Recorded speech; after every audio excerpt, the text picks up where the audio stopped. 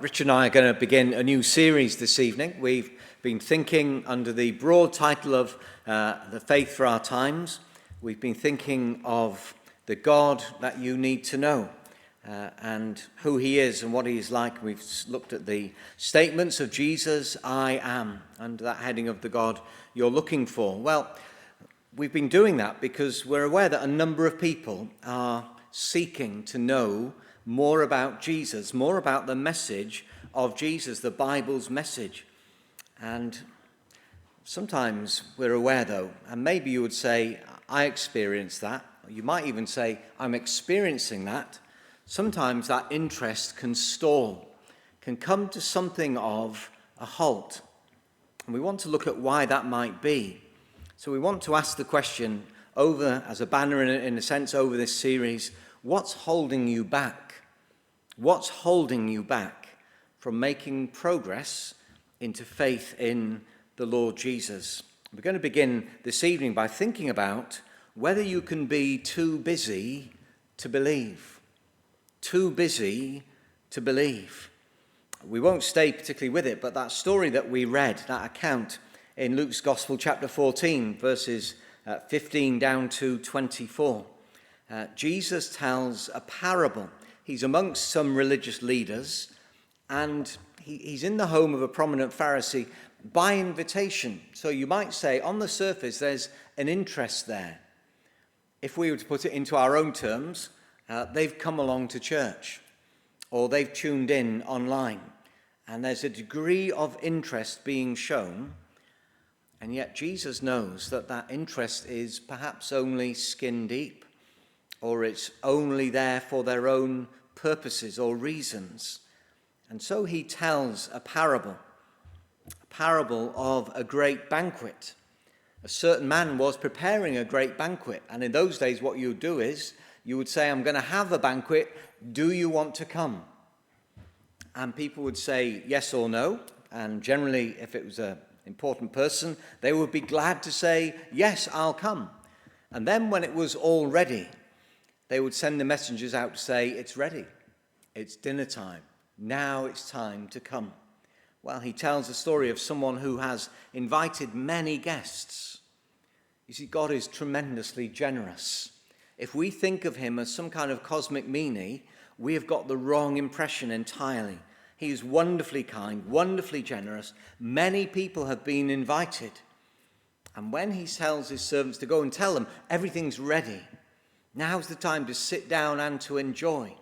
And in a sense, this is a metaphor for Jesus coming. We can enter into life now. Life as it was meant to be. Life to the full, Jesus says. We saw it in that passage when he says he is the good shepherd and he is the door for the sheep. That he's come that we might have life and have it in all its wonderful fullness. Well, the servant goes and they all alike begin to make excuses. Their response had only been surface. There is a stall now in their experience. Something is holding them back. It isn't something legitimate.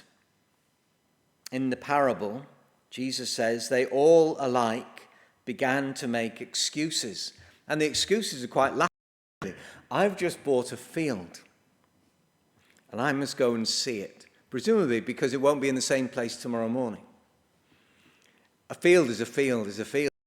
You know where it is. You know the title deeds are yours. You know it ain't going anywhere. You can have the banquet and then go and see it the day after.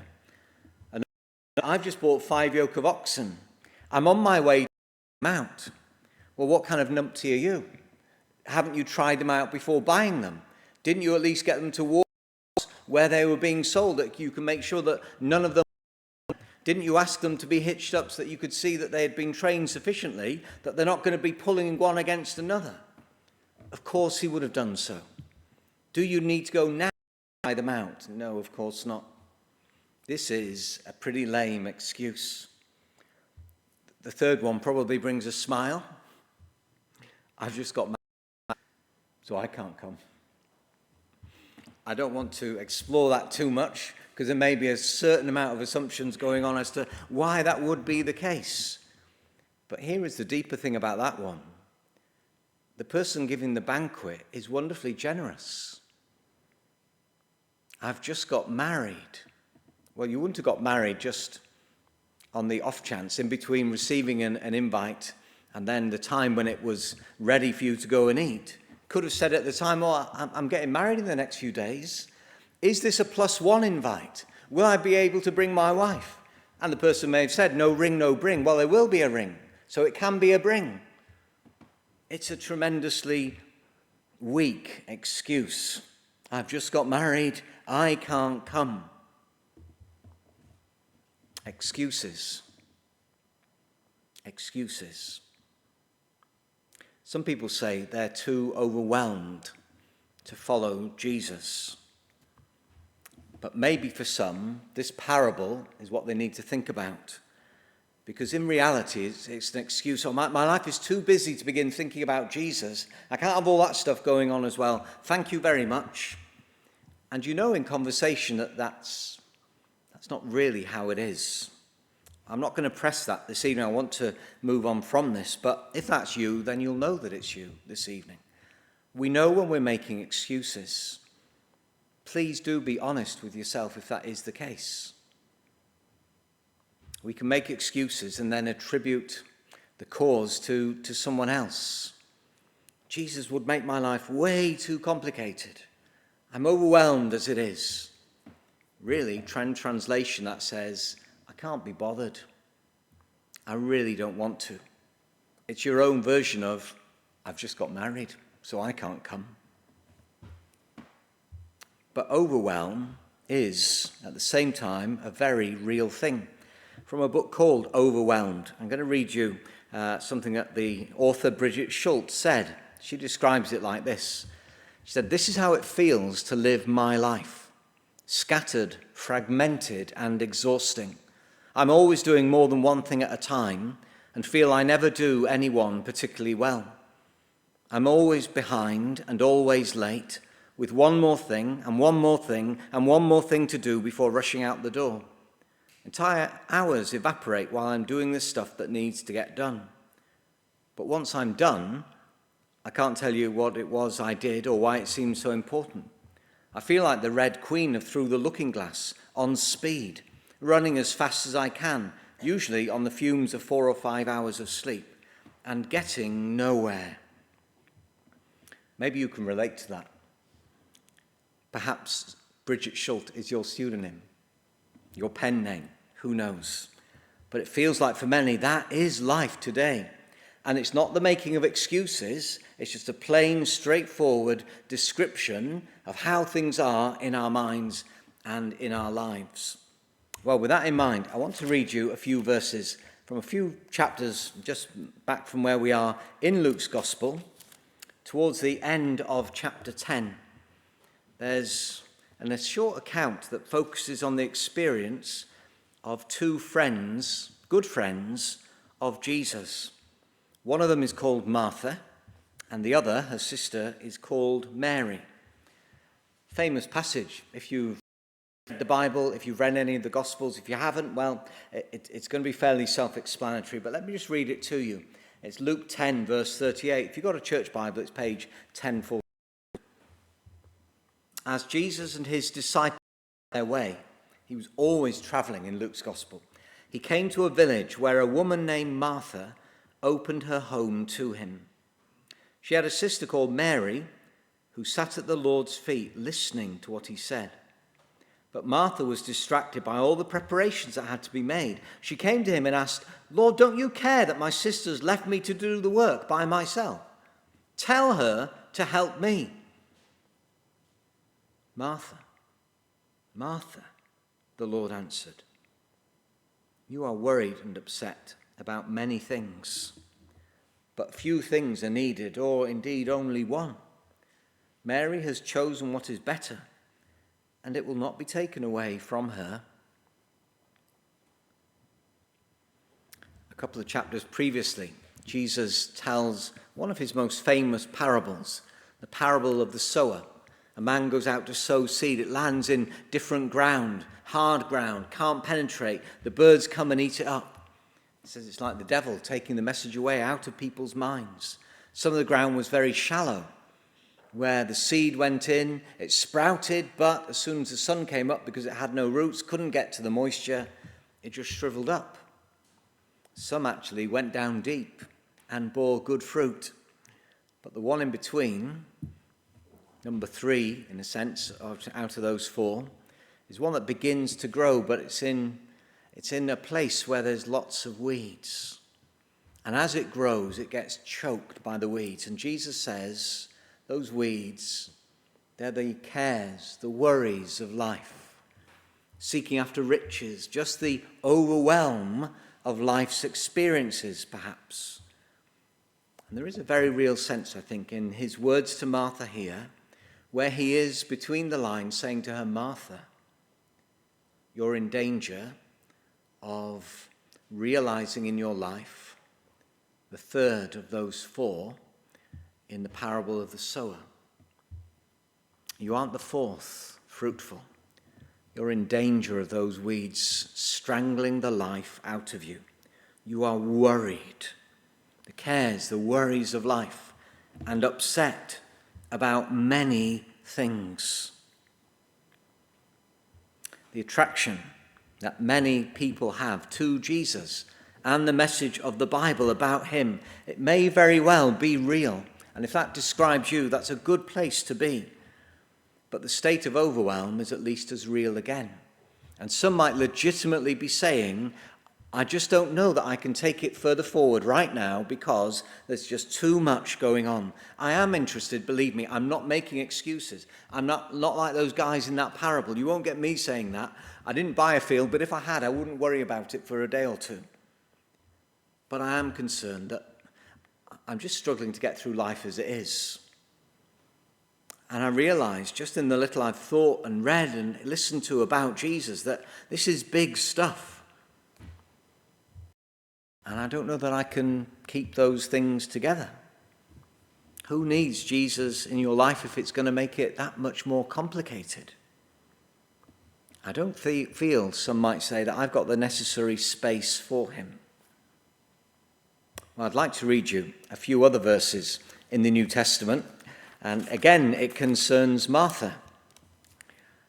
And I want you to think about what I read, and then think a little bit about this scene.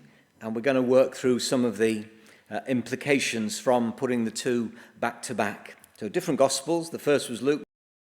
John's Gospel, John chapter 12. It involves Martha and Mary. It mentions their brother Lazarus.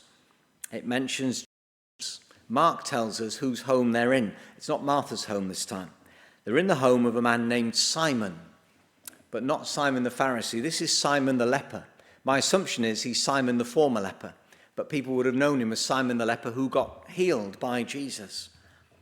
Well, there's the context for these verses. 6 days before the Passover, this is John 12, verse 1, page 1079. 6 days before the Passover, Jesus came to Bethany, where Lazarus lived, whom Jesus had raised from the dead. Here a dinner was given in Jesus' honor.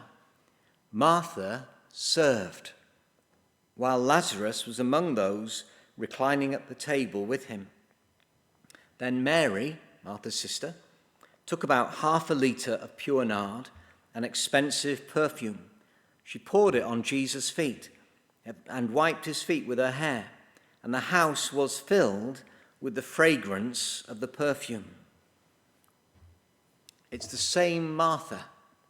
She's in a home. It's not her own, it's someone else's. And what a wonderful demonstration of her character, Simon the leper. Maybe he lives alone. He would have done during his illness. Perhaps he doesn't have any close family. Maybe he's never had anyone to tea before, doesn't know what you do. Never had any experience of that. Martha served. She did what she did back in Luke chapter 10. And this is much further on now. But do you notice? John makes no mention of complaints, frustrations, no sense of overwhelm, despite being just as busy as she'd been previously.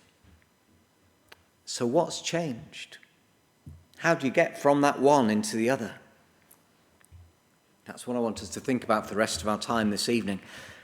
I wonder if you know the song Land by Fleetwood Mac. If you don't, you will in a moment, but don't worry, I'm not going to sing it. I could, of course, but I won't. It's a terrific love song. The best ever version of it, I think, is a concert that they gave in Boston on their Say. You can find it on YouTube, and it's a wonderful version of it with Stevie Nicks singing and Lindsey Buckingham on the guitar. And she explains she wrote the song on the guitar that he taught her to play guitar on, and she wrote it about him in the days when they were in love and in relationship together. But anyway, the lyrics are very pertinent to what we're thinking about just now. I'll read those to you.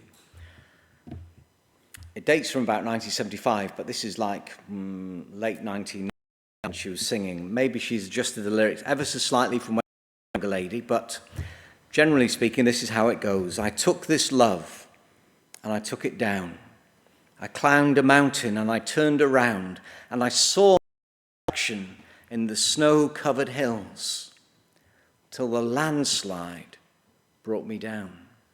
It's a very sweet song, but it's a very devastating image. I looked around on these snow-covered hills. I saw my reflection in the snow. Then a landslide brought it down. So her reflection is not there anymore. Oh, mirror in the sky, what is love? Can the child within my heart rise above? Can I sail through the changing ocean tides? Can I handle the seasons of my life? I don't know. I don't know. Well, I've been afraid of changing because I built my life around you.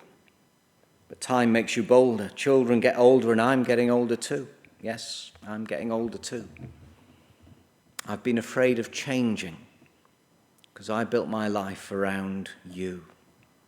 So take this love, take it down. If you climb a mountain and you turn around, if you see my reflection in the snow-covered hills, well, the landslide will bring it down. The relationship didn't last. It was always a rocky kind of relationship. The landslide brings down the image, the reflection of herself. But the key, I think, and the key for us this evening is in those words, I built my life around you.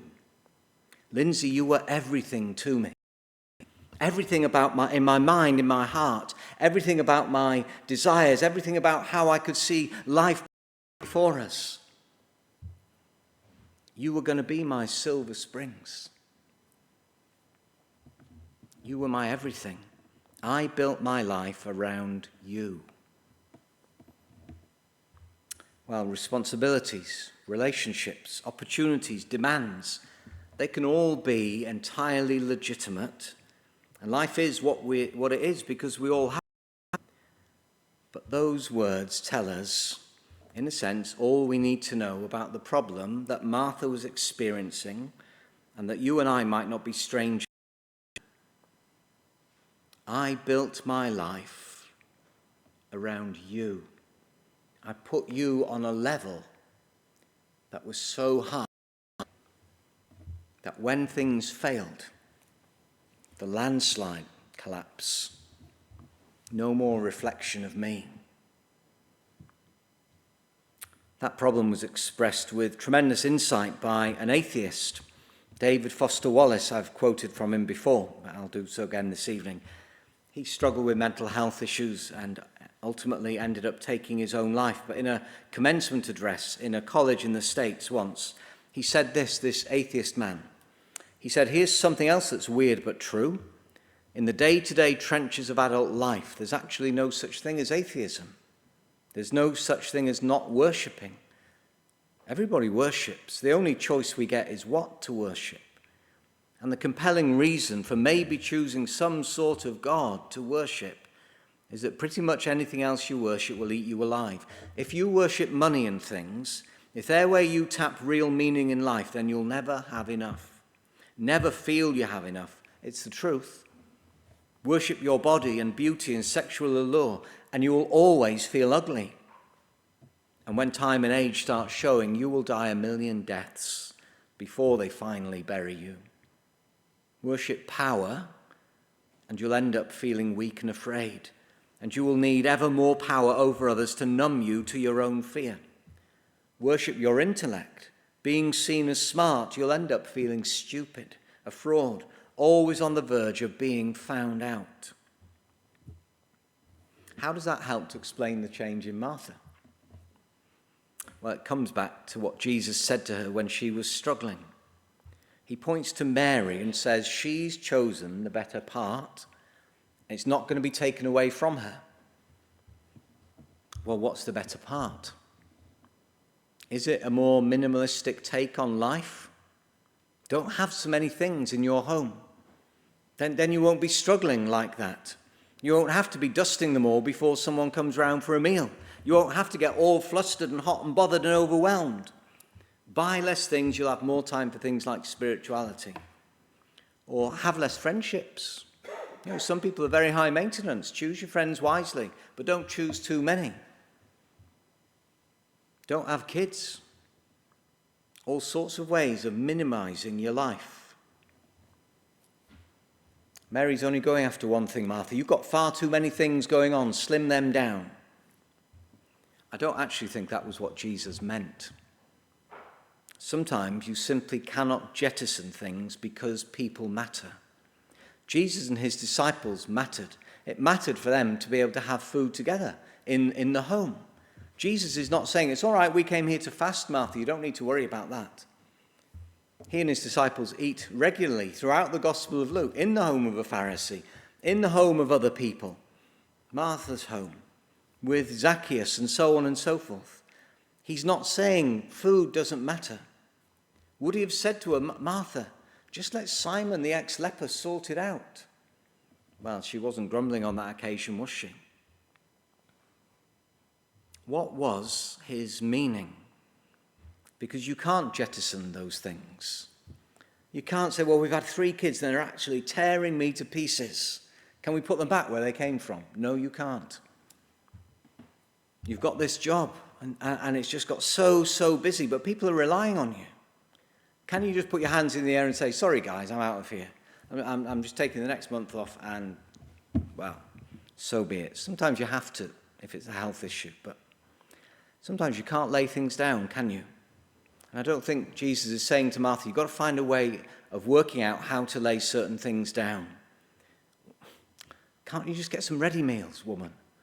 I mean, we don't need anything fancy, me and these guys. That's not how Jesus would think, nor is it how he would speak.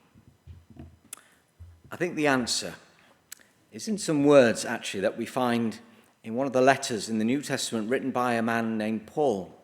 And it sounds slightly strange at first because we're not slaves and we don't have slaves and masters operative in society now. But you'll see where we're going if I just read the words to you. From Colossians chapter 3, verses 22 to 24. He writes this, slaves, obey your earthly masters in everything.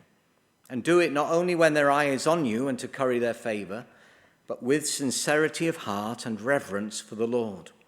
Whatever you do, work at it with all your heart, as working for the Lord, not for human masters, since you know that you will receive an inheritance from the Lord as a reward. It is the Lord Christ you are serving. And those words have the power to change a whole mindset and a whole worldview and a whole approach to life. And they get right to the heart of why Martha was struggling and why maybe many today are struggling with that sense of overwhelm. And I'm stuck. I can't go any further forward because you're asking me to build Jesus into my thinking. That's just going to complicate things way beyond where they are now. You see, when you recognize that Jesus is Lord and not all the other things that we're giving our time to, not all the things we're building our life around, like in those lyrics, then things are able to change because we begin prizing his love. We begin prizing his character, who he is. And we see that there is no one who comes close to comparing with this Jesus. And it's not that he is saying to us, you need to start loving other things less. You need to stop serving other people. It's when you love God, heart, soul, mind, and strength, that you are able to love your neighbour as yourself. It's when he's in that proper pinnacle place that nothing else deserves, that things begin to be able to be seen more properly. I think Martha has learned from what Jesus said, because he wasn't saying to her, don't bother with these practical details. What Mary had got right was a heart of devotion to Jesus. And what Paul is saying in Colossians is, even slaves in the terrible conditions they were in, he was saying, you can do this. If you realize that what you're actually doing is offering this to Jesus as your worship, as your service. He doesn't take away, in a sense, the complications, but they get reframed. We don't need to hold back from taking Jesus seriously and wanting to move forward with him, even though life is so complicated, because a proper focus on him, enthroning him as Lord in our hearts, does an amazing thing within us, in how we see things and how we're able to approach things. And it's why Jesus is able to make this offer back in Matthew's Gospel. He makes it in all seriousness and with great insight into the human condition. He said this, come to me, all you who are weary and burdened, and I will give you rest. Take my yoke upon you and learn from me, for I am gentle and humble in heart, and you will find rest for your souls. For my yoke is easy and my burden is light. He's not saying in those words, there will be no weight to carry if you come to me. You can shed all your responsibilities in life. None of them will matter anymore. They do still matter. But what he is saying is you'll have a new master. And I am gentle and humble in heart. I'm not out to exploit you, but to bless you and to lift you and to fill you. And that's what changes everything. Mary was discovering it at the feet of Jesus. In between Luke 10 and John 12, that Martha, maybe in conversations with her sister, had been enabled to see that what I do by serving, I can say, Lord Jesus, it's for you and it's because of you. It doesn't radically change what her life looked like on the outside, but it was a radical heart change.